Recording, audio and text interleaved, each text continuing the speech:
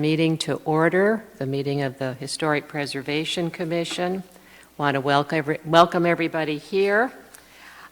Just a reminder, the purpose of the commission is to approve certificates of appropriateness for new construction or major work, and to do so by conducting hearings and findings of fact when applications come before us.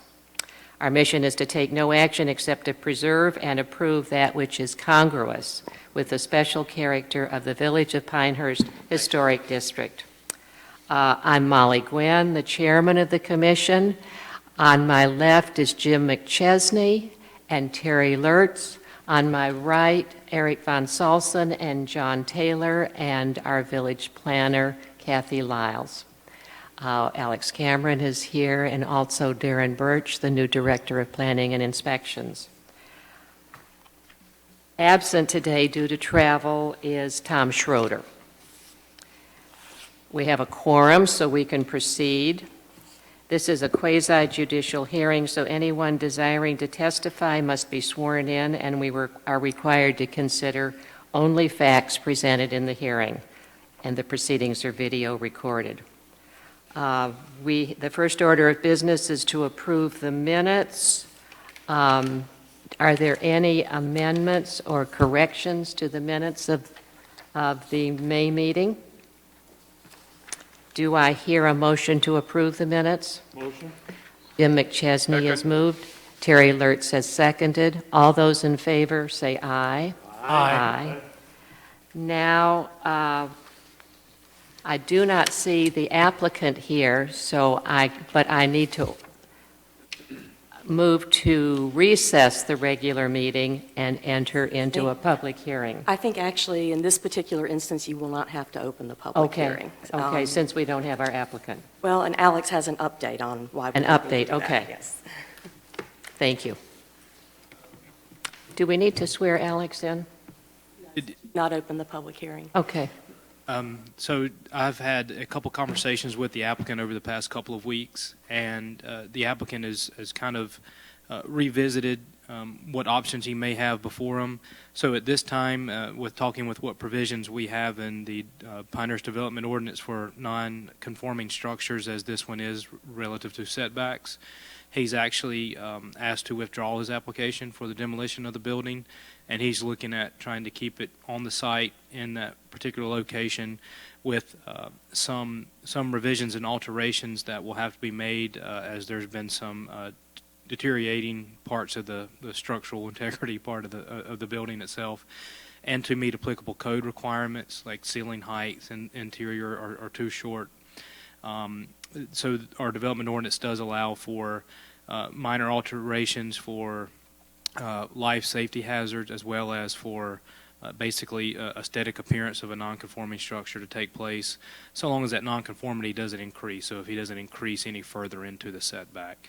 So he's going to work with village staff to get a new application in, most likely for a minor work COA, meeting the new guidelines, for some exterior upfits after some of the interior structural parts of the building need to be shored up. Hoping to keep the same color, same materials that he has there, or if he can find a compatible substitute material like fiber cement siding to match the areas where the vinyl had been added on to that existing structure. So you guys really don't need to take action on it, as he's asked to withdraw the application for the demolition. So I'm curious as to the square footage. Is it under 120? How big is the square footage of that structure? So, because that would be a staff approval anyway, as minor work. Yeah, you're right. If it were to be a new accessory building and it would be no greater than 120 square feet, then it could be a staff level approval. However, with it being existing, it just depends on what nature of the exterior revisions that he may have to do after getting the building basically up to code as is. So if they're just almost like-for-like replacements to the exterior of the building, roofing, siding, colors, etc., it may be able to stay a minor work item. If not, then you guys will see an application before you once again. Questions? Non-conforming because it's over the setback? That's the only reason, yes. Hmm.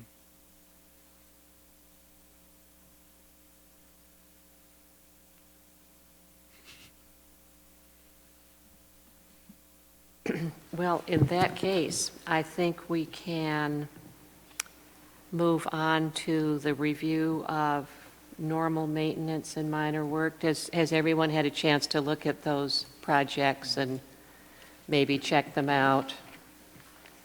There's so much going on at the manor that a new brick post is, a small thing compared to everything that's going on there, but.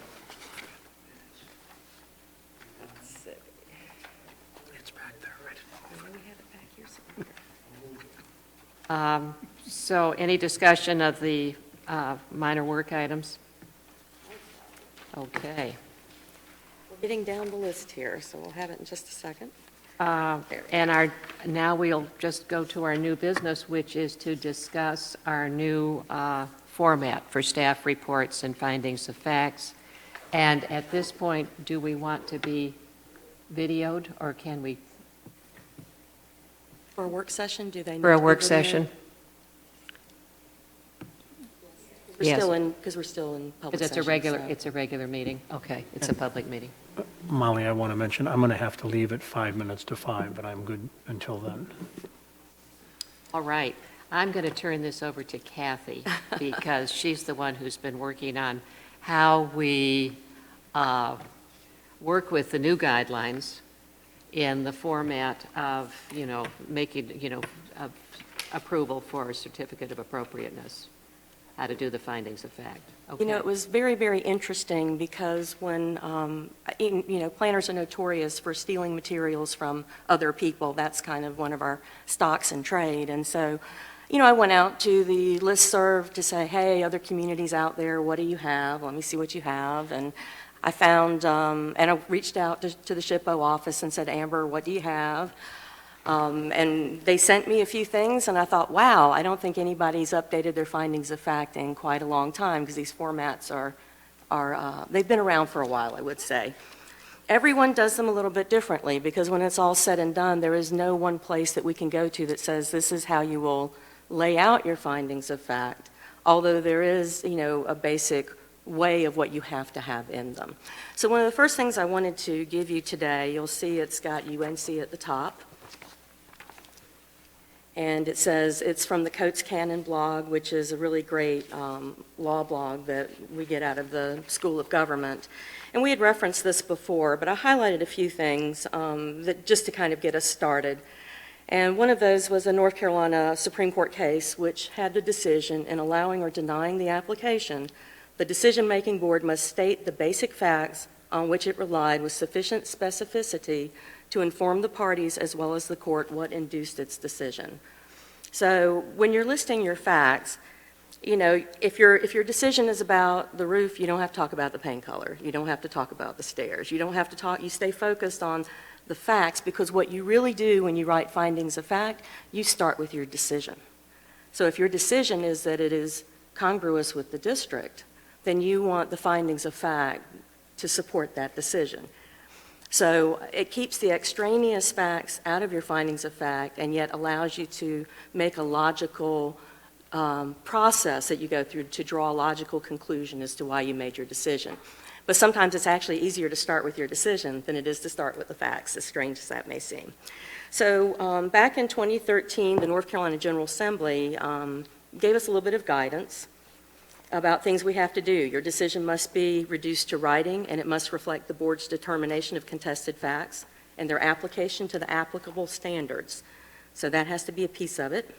The written decision must be signed by the board chair or other authorized board member, and that's not something that we have been doing with the certificates of appropriateness, right? The decision is not effective until it is filed with the board's clerk or other officer designated by the ordinance. So the clock doesn't start ticking until that moment actually happens. Proper notice of the decision must be delivered to the parties, and which includes the owner as well as the applicant. And the time for appeal does not start to run until the decision is filed and delivered. So there's actually a 30-day appeal period after which you make your decision. So if anybody wishes to challenge it, they can. Now, historically, I'm not going to go through every word in this document, but historically, what a lot of boards have done, they would write very detailed minutes, and Beth can probably speak to having to do very detailed minutes at times.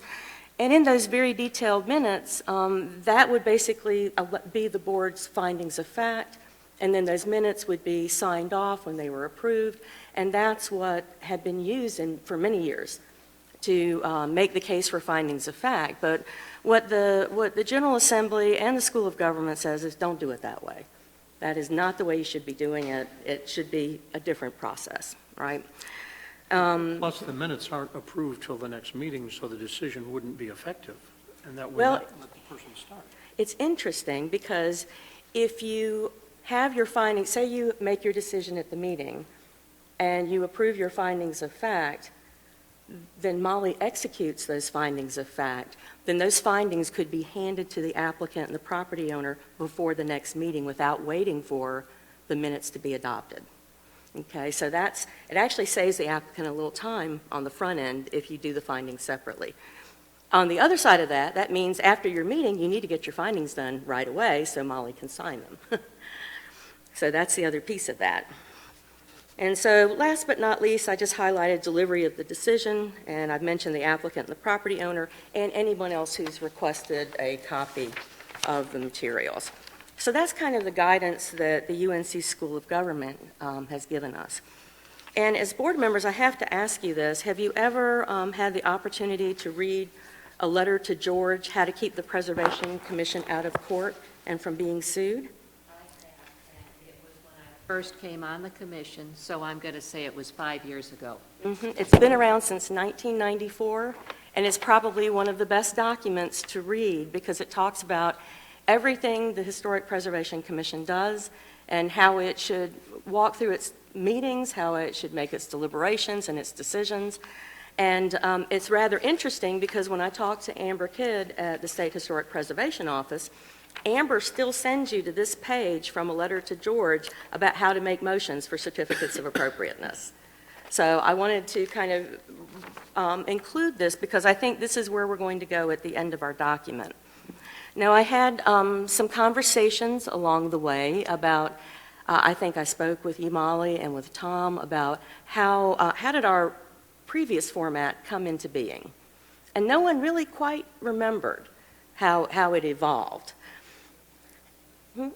Alex, Well, I remember? think I even asked Alex at the time how we wound up with the initial way that we did our previous decisions. Did you remember?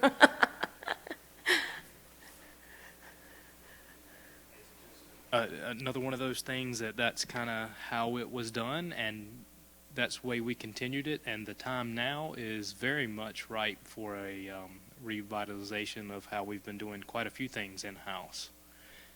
We've got myself, Kathy, and Darren, who are fairly new in a lot of respects to the village. We have a lot of new board members, so we have new guidelines. And as Kathy said, it doesn't like it's a practice that's widely known in the area to update how boards and commissions do their actions. We were doing something similar, which Kathy was mentioning with the Board of Adjustment. When I first started helping and being the staff liaison for them, is they were not fully adopting the findings of fact until a month after they had basically held their meeting. And so if someone, property owner, applicant, needed to really know or have their decision after they've been through the process, or if someone were an aggrieved party who wanted to appeal that, you're waiting another month. So we worked, I worked with the planning director at the time, and it's a simple format, but it does, as Kathy mentioned, it does start with the decision that this date, this time, this subject, the Board of Adjustment made this action based on these following findings of facts. And now with the Board of Adjustment, it's a little different than with the Preservation Commissions, because you have your standards of review that are laid out in the statutes. So you have those 4 hardship standards, so you already know they're ready made for you.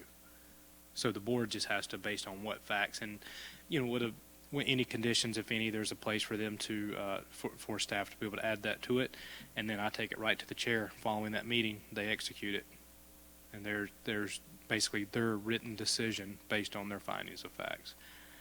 So I don't know what the genesis was of how it had been, but I think now is the perfect time to revisit that.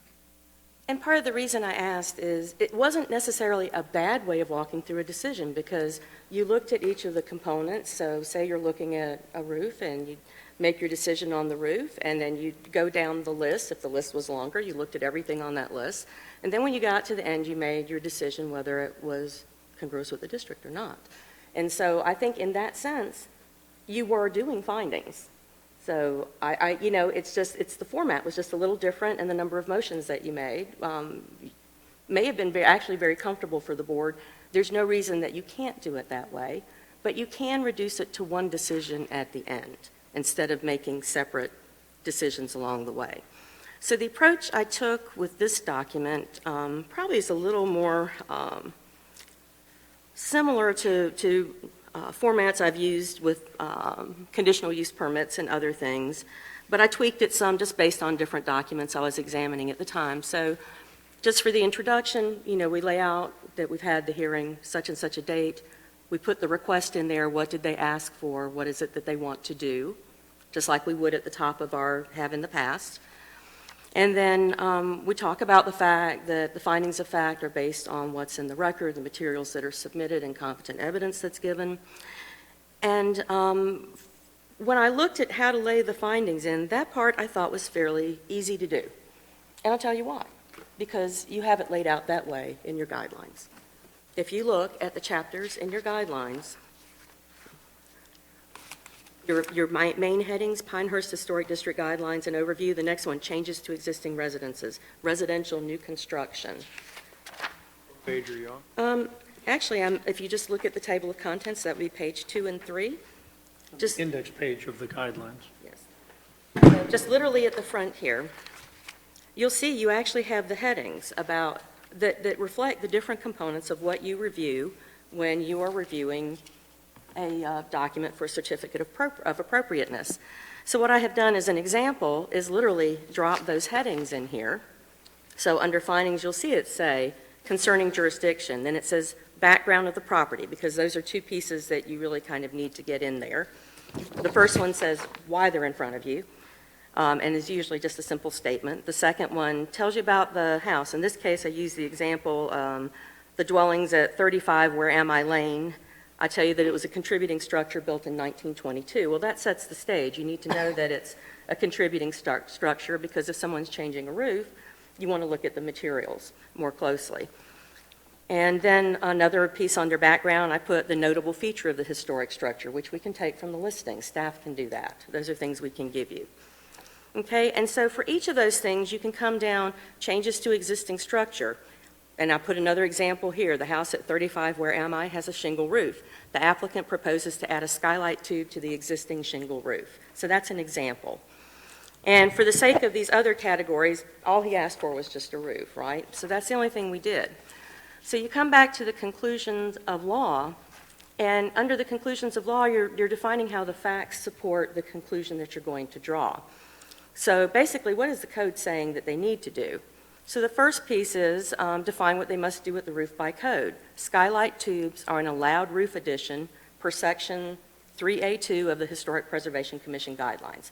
So, right, it just kind of states here's where it came from out of the guidelines.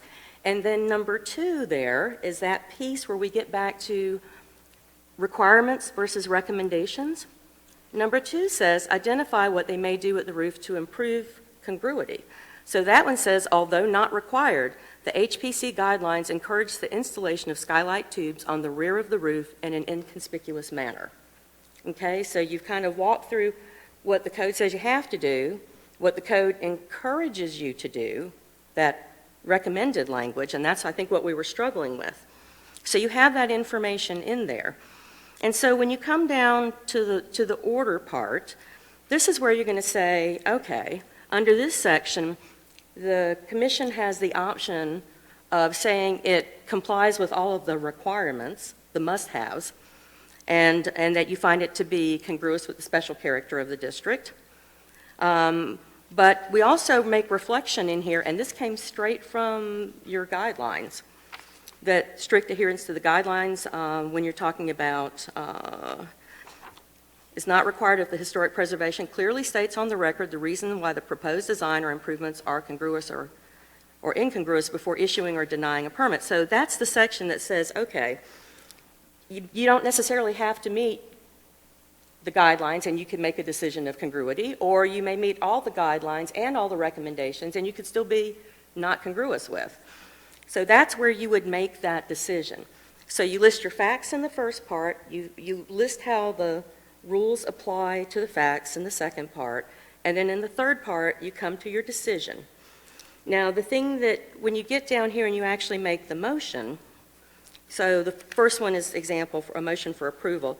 The Historic Preservation Commission concludes that the proposed project, if constructed according to approved plan, is not incongruous with the character of the district because the blank is for the following reasons, generally in harmony with the special character of the district.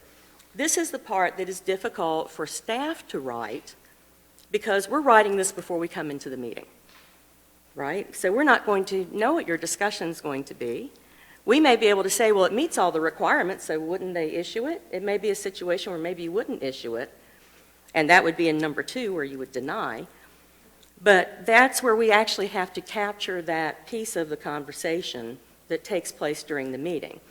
So what I would suggest that we do, and we can lay it out a little bit differently if you prefer a different layout, I would suggest that we work through, that we bring you as staff the first 2 parts. These are the facts as we know them from what's been submitted. These are the rules that apply. And then when we get to the third part, where we would be working on what the motion would be, you can make the motion and during the meeting state, based on number 157 off of here, we find it congruous or not congruous with. And then we can take that back, finalize the document, and then it could be signed quickly. So that would be my suggestion. There is another way to do it. We can write an approval and a denial and let you pick when we get here. That's not my preferred way for doing things. But that was just kind of I thought, a starting point for us to maybe have a conversation about how to move forward.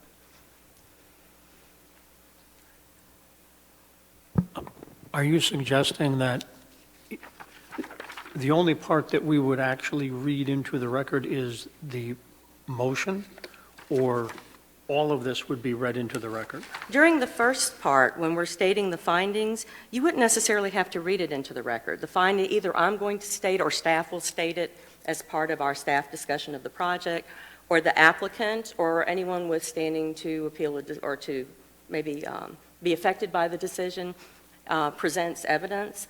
That would be entered into the facts. So that would go onto the record, but what this serves is a draft to give you a jumping off point. And then does the motion the proposed language for the motion as you have drafted it here, we would not then go through all of the individual decisions, is not?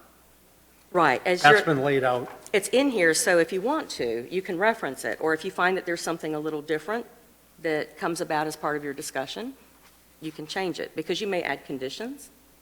So the conditions would not necessarily be in here. For the moment, let's assume there are no conditions. Okay. So we could say that the application is generally in harmony with? The district, because you find it meets all the requirements as stated in the historic guidelines. Without reciting again as part of the motion itself, each individual piece of it. I think you need to at least make reference to your discussion. Okay. I think at some point, the points have to be itemized, because that's how we get a clear record of our decision. We have considered all of these guidelines in reference to this project, the roof project, let's say. So you Now, could.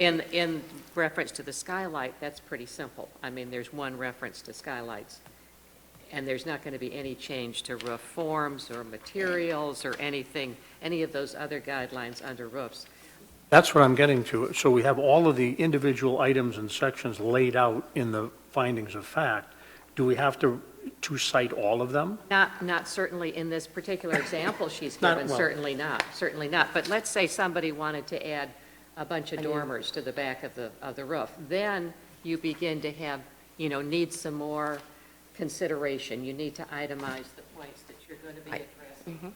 so that the applicant understands what you're looking at and if you're going to approve or deny, and as this says, we have to clearly state what we're considering to reach our decision. And it has to be somewhere in the record. It doesn't have to be in the motion, but it has to be laid out in the discussion.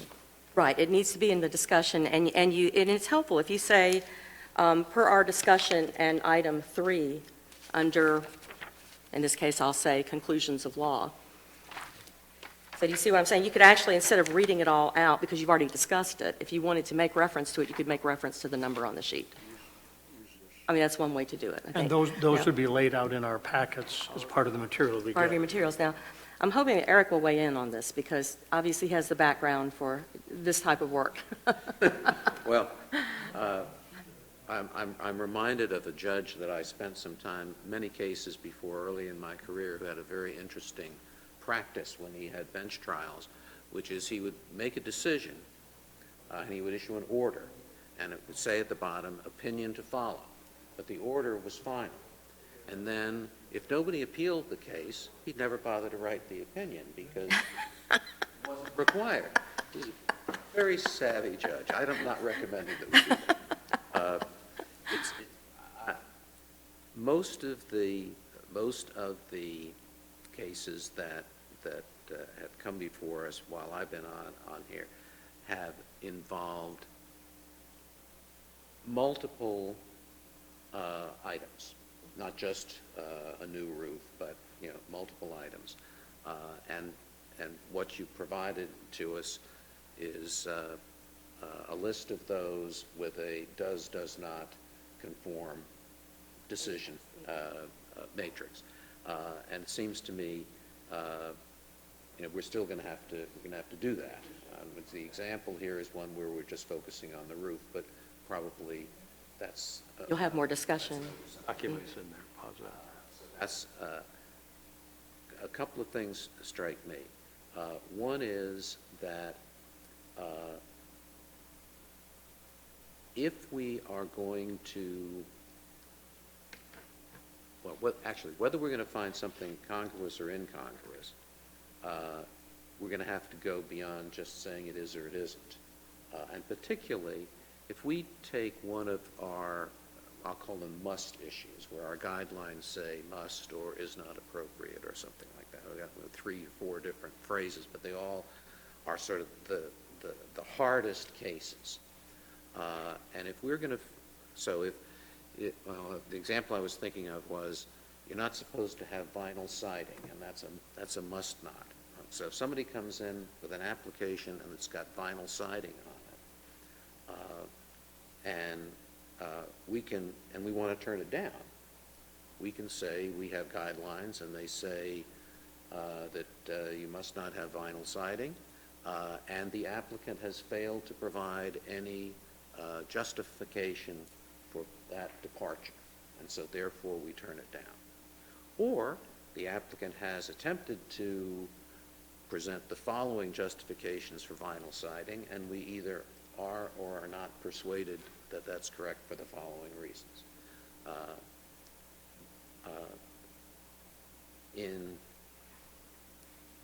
In many cases, where we're just going to find something is in accordance with our guidelines and there's no real dispute about it, that's pretty simple. We just say they followed our guidelines and we find that it's congruous and we therefore approve it. But some cases are going to be harder than that, and we have to have enough flexibility in the format to deal with that.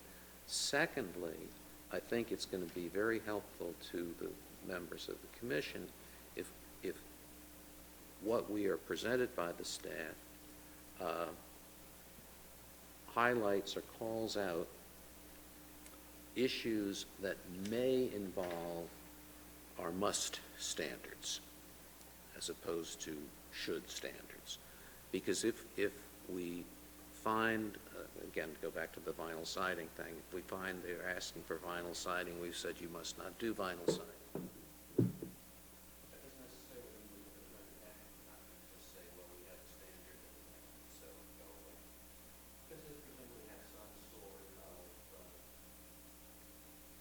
hear me? This over here. Because they may have a rationale for why they should be excused, and so we have to hear them, we have to recite then. The applicant has said that vinyl siding is justifiable because this is a really high grade of vinyl siding, and it was used in Colonial Williamsburg, and so forth and so on, and we acknowledge that. We either say that's sufficient or it's not. So having the must issues highlighted in what comes to us is going to be very helpful. And if we are going to find that, particularly if we're going to turn something down, we're going to have to be very sure that we've stated in our decisions, what evidence in the record we're relying on, and that we've listened to the applicant's plea to allow whatever it is that they want to do. And that one of the things that I think is very, very important, if there's a possibility of an appeal, and I think whenever we're going to turn somebody down, there is a risk of an appeal. If an applicant goes to court and he said, I asked for such and such, I gave them this rationale, and they turned me down, didn't tell me why, chances are pretty good that's going to be reversed and remanded. So we want to avoid that kind of a situation. The other thing is, I don't think in any of the cases that I've been here for, we have had substantive evidence in opposition. We've had some neighbors who get up and say, I don't like it. We haven't had any substantive evidence in opposition to an application. But if we do, and the case will probably come up when somebody comes up and they bring an expert in to say something about whatever, we're going to have to be sure that our format gives us the flag that says you're going to have to address that issue. If you're going to decide in favor of the application because you're not persuaded by that evidence, then you have to explain that. If you're going to decide against the application because you haven't, the applicant hasn't persuaded you that he's got the right approach, we have to. I think we had some substantive issues with the application on Midland Road. We did, and we kind of boiled our objections down to, I think, three things. So after the first hearing, we sent the applicant and his architect away with three things to think about. We postponed the case. We didn't continue it, we postponed it. But, so we didn't actually deny it. We just said, we can't approve it. Would you go back and think about these three things? And they did. And I'm sure there was staff work involved in reaching a compromise on this. But finally, we did get something that was congruous. But I'm going back to my first point. If the application that we had before us tonight had not been withdrawn, it is phrased here in the same way that it used to be, where we have the ises and the is-nots and the does and does-nots, which is very useful. But if you can't put those in because you haven't heard the discussion, which is a very valid point, I like the fact that we will have more flexibility while at the same time having to be specific about why we did or did not, why we approved or did not approve. But I'm wondering how will you do that if that's kind of a blank slate? Well, you have. Because we have to do that on the fly sitting here. Well, it doesn't necessarily have to be a blank slate. And I guess that's one of the things I wanted to make sure I said, is we can still, under each of these headings, follow a similar type of approach. There's nothing, because there's no format dictated, nothing says that you cannot consider each of these items as you go, just like we have done in the past. And the other thing I wondered about when we're on the back side of the page, so the number one there was the must, and the number two was the encourage, the could or ought to, should. We could use a different font. We can use a different color. to distinguish between the musts and the shoulds. And so that way you kind of know which one you're looking at when you're looking at the staff applying the design guidelines. And I thought that might be a good way to just sort of flag, okay, yeah, this is one you really want to make sure they do, and this is one you really might just want to talk about a lot. If you had any number of those shoulds that were not being followed, then you might, the application might be a little dubious, because there are just too many things that they're doing that are not recommended.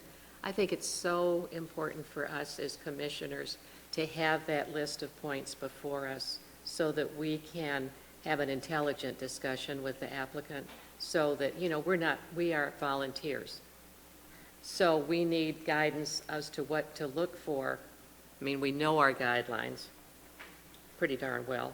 I think we could, do this in the abstract forever tonight, in the what-ifs. I think it'll be easier once we have an actual request in front of us that, You'll see what it on looks the like. same order that you've got here, that'll be much easier to understand. And, it's something that's not going to be too different from what we've done in the past. In fact, it'll be simpler according to what you've got here. And each one will be able to figure it out right in front of us on an actual application. So I think we've hashed that through pretty well. I like your ideas here, and in including the information, as you suggested, that's appropriate for each of the individual requests. But I think, I know already we have at least 2 that will be coming before you next month, so we'll have a trial run. Right. That'll give us a chance to say, did this work, not work, and it also gives me a chance to say, how did this fit into the Check. format? Right. Mhm. That's my point. We probably won't get it all right the first time, but, Right. and we're still, as we said, we're trying to not be obstacles, we're trying to be friendly and yet uphold certain standards, and that's, I think, how we will thread the needle there. Check. I think we could have some sort of standardized language to address the situation where in a street situation in particular, where, this particular case doesn't quite satisfy our standards, but we still think it's okay. And we ought to be able to come up with some that, this does not meet our guidelines. Nevertheless, the commission finds that overall, The overall, it does not,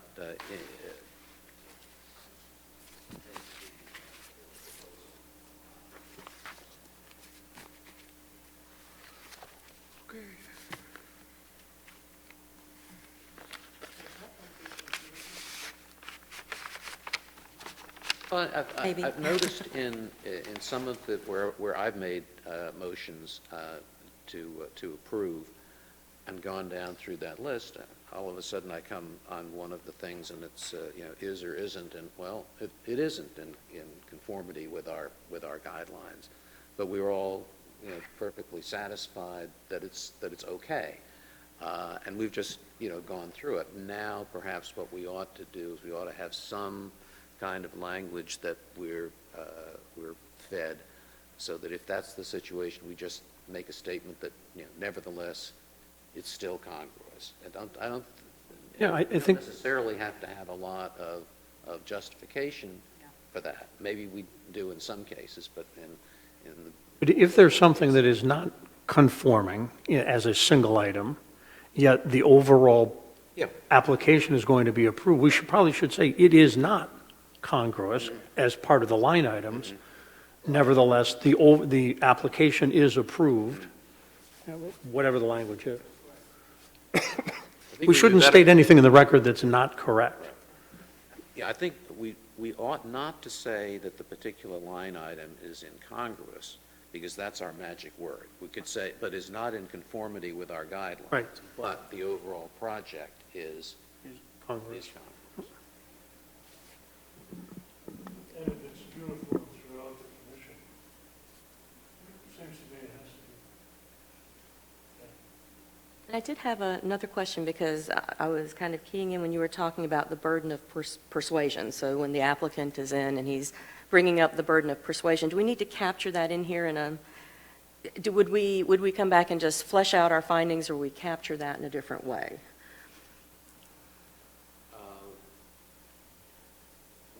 We could have some kind of boilerplate, it seems to me, that would, it's not just the applicant's oral presentation here, it's also the entire application package, which, it's flashed up on the screen and we've read them all and so forth and so on. That's part of the record.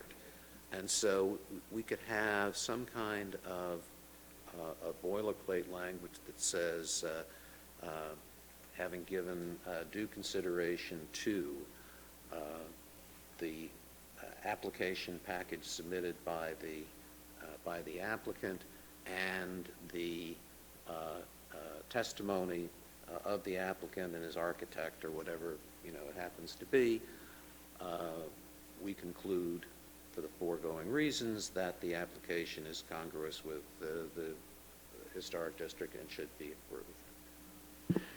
The applicant's presentation may not change what is a factual situation. Thinking about Midland Road, it's above the limit. Right? But in taking that into consideration, we nonetheless chose to approve or not approve.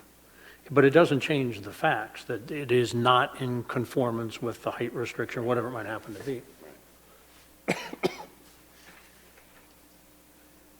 to think, did I have another question?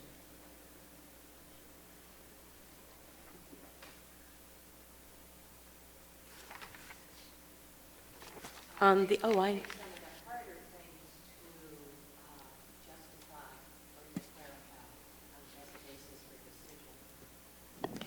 Are the vague but important things like scale. How are we going to make that, how we're going to read that into the record? How will that be succinctly stated? And it is kind of interesting because when you look at Rich Ducker's example from a letter to George that I mentioned earlier, that was one of the things that he kind of flagged in there, the ones that you really have to highlight, that you must do. So I mean, and that's going to be the interesting part because will we summarize it and make the statement effectively? Because if the scale is off or the balance is off of the structure, then in a situation like that, can you be descriptive enough? And we can put some words in there to maybe help with that, I think. But we're going to have to make sure that as the motions are made, that they need to be descriptive enough that we can really tell why you're denying, if it's a denial. It has to be factual. So you see, and a lot of, there's a lot of perception in the matter of scale and congruity with the neighbors. Can't really state that in black and white. Well, and We usually get to that in our consideration of the cases. I'm just, thinking how we can state it more clearly so that there is that record that, that can justify the decision. well, I know when I was thinking about the motions too, I was kind of wondering if it would also be easier to attach an extra page that would capture those specific points from your discussion that would become part of this document. Because as it is right now, we'd have to insert it into the motion itself, and which will capture the motion when it's made anyway, and you may have that in there, but there may be more information that we want to add. We can either add it in the second page, an attached page, or we go back and just revise what we have here based on that day's conversation. That raises something that I'm thinking about earlier, and I don't think I'd mentioned. Our practice has generally been, once the presentation by the applicant and neighbors or whatever is over, and it comes back to us, the first thing we do is we have a motion, either to approve or disapprove, and then we have a discussion. And usually the discussion's pretty short. If we changed that and had a discussion first and then somebody makes a motion, that might provide the material that could then be put into a decision as to why we came to a particular conclusion. because it's all on the record. It means that the actual decision, if it's going to include that material, will not have been written while we sit here. And so that's going to raise some issues as to how it gets finalized. But it seems to me that we could do that and generate the rationale that is needed to sustain a decision if it's going to be challenged. And it's interesting you should suggest that, because that was the order of business when I joined the commission. Discussion first, then the motion.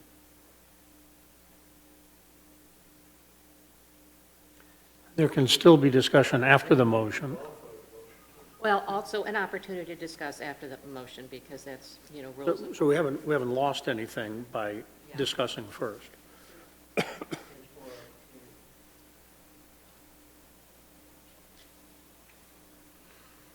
Well, do we think we've beat it up enough for one evening? Probably. I don't think we need a motion to approve this, though. But I think we're in the right general area. We're in the works. Just a motion to adjourn, but... We're in the works. But Terry's right. We will know it, we'll recognize it when we work through it Right, next time. exactly. So, I think, yeah, to be revisited. so I'll second that motion.